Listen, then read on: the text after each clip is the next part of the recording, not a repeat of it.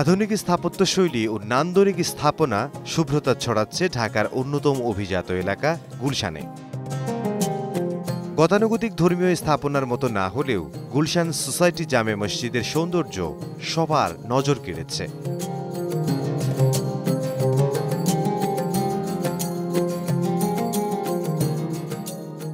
রাজধানী ঢাকার গুলশান ২-এর ৬৩ নম্বর রোডে অবস্থিত এই মসজিদটি ২০০৭ সালে নির্মাণ করা হয়। পরবর্তীতে গুলশান সোসাইটির উদ্যোগে ২০১৭ সালে মসজিদটি পুনর্নির্মাণ করা হয়। চোখ ধাঁধানো স্থাপনাটির নকশা করেন স্থপতি কাশেফ মাহবুব চৌধুরী।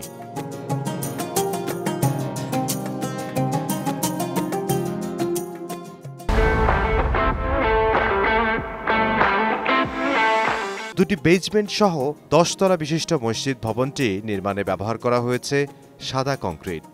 আর অত্যাধুনিক এই স্থাপনার নকশা করা হয়েছে এমনভাবে যেন পুরো ভবনটি দেখতে এক শিলায় স্তম্ভের মতো মনে হয়।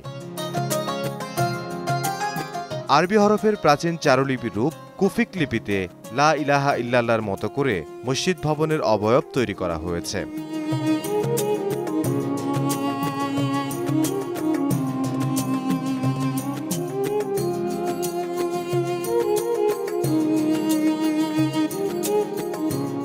অত্যাধুনিক প্রযুক্তি ও সুবিধা সম্বলিত মসজিদের প্রবেশপথও সুশৃঙ্খল। প্রধান প্রবেশপথের পাশাপাশি উপরের তলাগুলোতে ওঠার জন্য রয়েছে সিঁড়ির পাশাপাশি লিফটের ব্যবস্থাও।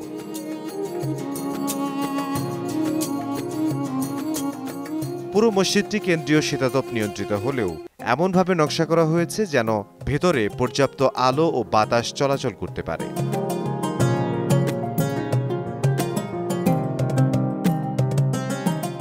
মসজিদে নারী পুরুষ উভয়ের জন্যই রয়েছে প্রার্থনার কক্ষ।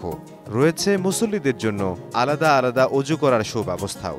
পুরো মসজিদে একসঙ্গে ৫,০০০-এর অধিক মানুষ নামাজ আদায় করতে পারেন।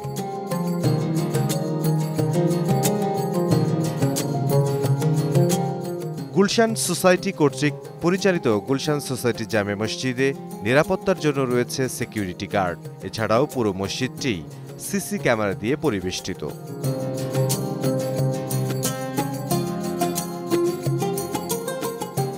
২০১৮ সালের সেপ্টেম্বরে মসজিদটি ১১তম বিজলি ডিজাইন অব দ্য ইয়ারের তালিকায় মনোনীত হয়েছিল।